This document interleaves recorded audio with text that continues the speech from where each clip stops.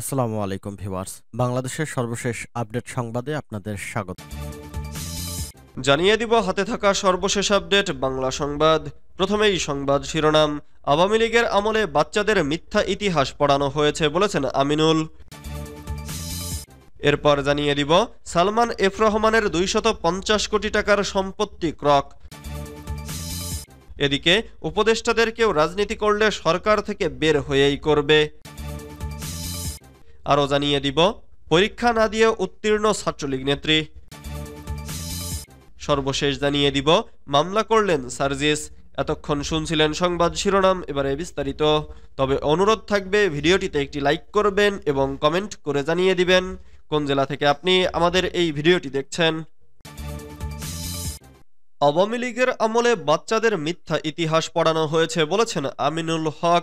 গত 17 বছরে আওয়ামী স্বৈরাচার সরকারের শাসনামলে বাংলাদেশের শিক্ষা ব্যবস্থাকে ধ্বংস করে দেওয়া হয়েছে বলে দাবি করেছেন বিএনপির ক্রীড়া বিষয়ক সম্পাদক আমিনুল হক। তিনি বলেন, তাদের সেই শিক্ষা ব্যবস্থার পাঠ্যপুস্তকে বাংলাদেশের প্রকৃত ইতিহাসকে বিকৃত করে কিছু মিথ্যা ইতিহাস আমাদের বাচ্চাদের পড়ানো হয়েছে। আমিনুল হক বলেন, আমরা আশা করব আওয়ামী স্বৈরাচার সরকারের তৈরি করা পাকের বিঠ্ঠ পুস্তকৃত ইতিহাসগুলো অপসারণ করার মাধ্যমে বাংলাদেশের প্রকৃত ইতিহাস যাতে আমাদের সন্তানরা শিখতে পারে, বুঝতে পারে ও পড়তে পারে। সালমান এফ রহমানের 250 কোটি টাকার সম্পত্তি ক্রক। বেগজিমকো গ্রুপের vice chairman Salman F Rahman এবং তার স্বার্থ সংশ্লিষ্ট ব্যক্তি ও প্রতিষ্ঠানের নামে থাকা 250 কোটি টাকার সম্পত্তি ক্রক করেছে পুলিশের অপরাধ তদন্ত বিভাগ সিআইডির ফাইন্যান্সিয়াল ক্রাইম ইউনিট। বৃহস্পতিবার 23 জানুয়ারি সিআইডি থেকে গণমাধ্যমে পাঠানো এক বিজ্ঞপ্তিতে এ তথ্য জানানো হয়েছে। বিজ্ঞপ্তিতে সিআইডি জানায়, সালমান এফ রহমানের মালিকানাধীন দুটি প্রতিষ্ঠান অ্যাপোলো অ্যাপারেলস লিমিটেড এবং কাজপুর অ্যাপারেলস লিমিটেড 21টি এলসির মাধ্যমে দুবাইয়ে অবস্থিত তার ছেলের মালিকানাধীন প্রতিষ্ঠান আর গ্লোবাল ট্রেডিং এফজেড সংযুক্ত আরব আমিরাতে অর্থ পাচার করে। 2020 সাল থেকে 2024 সাল পর্যন্ত বিভিন্ন সময়ে 2,60,09,84 ইউএস ডলারের পণ্যমূল্য রপ্তানি করে এই অর্থ পাচার করা হয়েছে। এ নিয়ে মানি লন্ডারিং মামলার তদন্ত চলছে। সিআইডি বলছে, এজাহার নামীয় আসামিদের সহযোগিতায় সংঘবদ্ধভাবে বৈদেশিক বাণিজ্যের আড়ালে বিদেশে টাকা পাচারের অসৎ উদ্দেশ্য নিজেদের স্বার্থ সংশ্লিষ্ট প্রতিষ্ঠানে পণ্য রপ্তানি করে। তাই আসামিদের নামে ঢাকার দোহার থানা এলাকায় থাকা প্রায় 2000 শতাংশ জমি ও জমির ওপর নির্মিত স্থাপনা গুলশান 2 নম্বরের দ্য ইনভয় 84 ভবনে সালমান এফ রহমানের ছেলে আহমেদ শাহরিয়ার রহমানের নামে 6189 বর্গফুটের একটি ফ্ল্যাট এবং গুলশান আবাসিক এলাকার 68 এ নম্বর সড়কের 31 নম্বর প্লটের ওপর নির্মিত ট্রিপলেটস নামে 6 তলা ভবনের দ্বিতীয় ও তৃতীয় তলার দিকের বি 1 or 2 ডুপ্লেক্স 2713 বর্গফুটের আরও একটি ফ্ল্যাট আদালতের আদেশে ক্রয় করা হয়েছে। সিআইডি জানায়, এসব সম্পদের বর্তমান বাজার মূল্য 250 কোটি টাকা। উপদেষ্টাদের কেউ রাজনীতি করলে সরকার থেকে বের হয়েই করবে। উপদেষ্টাদের কেউ রাজনীতি করলে সরকার থেকে বের হয়েই করবে বলে মন্তব্য করেছেন অন্তর্বর্তীকালীন সরকারের উপদেষ্টা আসিফ মাহমুদ সজীব ভুইয়া।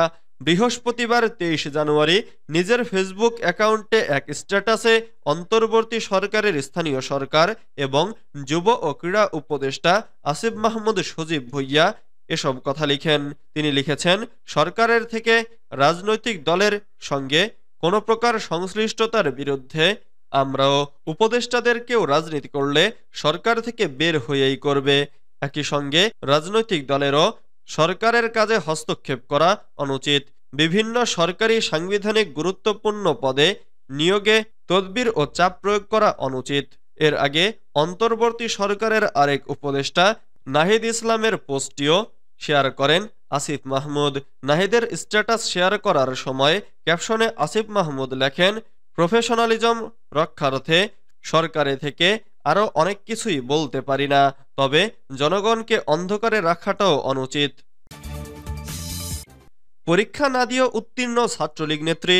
পরীক্ষায় অংশগ্রহণ না করেও বেগম রোকেয়া বিশ্ববিদ্যালয়ের গণিত বিভাগের শিক্ষার্থী ও ছাত্রলীগ নেত্রী সুরাইয়া ইয়াসমিন ঐশীকে পাশ করে দেওয়ার অভিযোগ উঠেছে। এ ঘটনায় অভিযুক্ত শিক্ষক ডক্টর রুহুল আমিনকে প্রশাসনিক পদ থেকে অব্যাহতি দিয়েছে বিশ্ববিদ্যালয় প্রশাসন। তিনি বিশ্ববিদ্যালয়ের অর্থ ও হিসাব দপ্তরের পরিচালকের দায়িত্বে ছিলেন।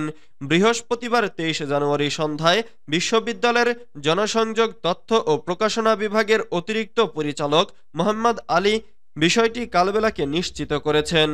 এছাড়া একই অভিযোগে ওই শিক্ষককে আসন্ন ঢাকা বিশ্ববিদ্যালয়ের ভর্তি পরীক্ষায় বেগম রোকেয়া বিশ্ববিদ্যালয় ক্যাম্পাস কেন্দ্রে এ ইউনিটের সমন্বয়কের দায়িত্ব থেকেও অব্যাহতি দেওয়া হয়েছে। জানা গেছে, ডক্টর রুহুল আমিন আওয়ামীপন্থী শিক্ষক হিসেবে বিশ্ববিদ্যালয়ে পরিচিত।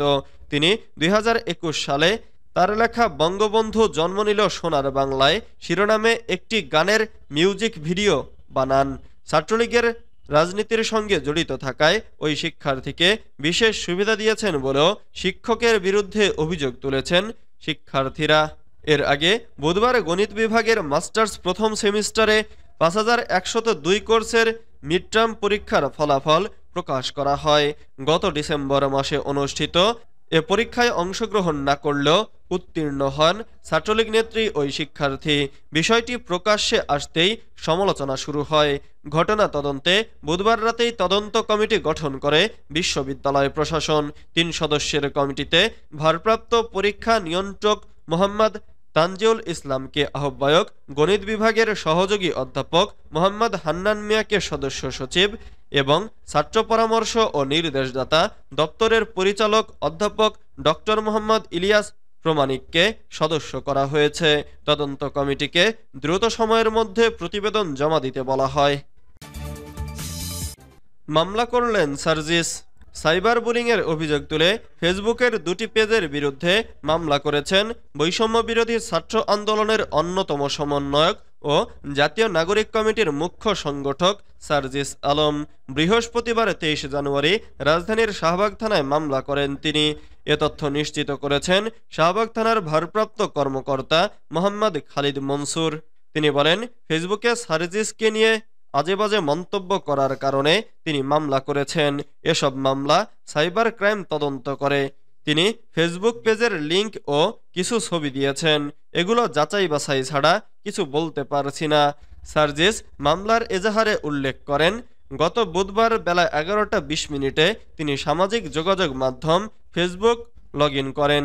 এ সময় department of Baksal, university of Dhaka এবং ক্রিমিনালস ডিইউ নামের 2টি পেজ থেকে তার বিরুদ্ধে বানোয়াট তথ্য দেওয়া হয়েছে। তার একটি অব্যবহৃত হোয়াটসঅ্যাপ অ্যাকাউন্টকে কেন্দ্র করে এডিটেড কিছু চ্যাটের স্ক্রিনশট প্রকাশ করে একটি পোস্ট আপলোড করা হয়েছে।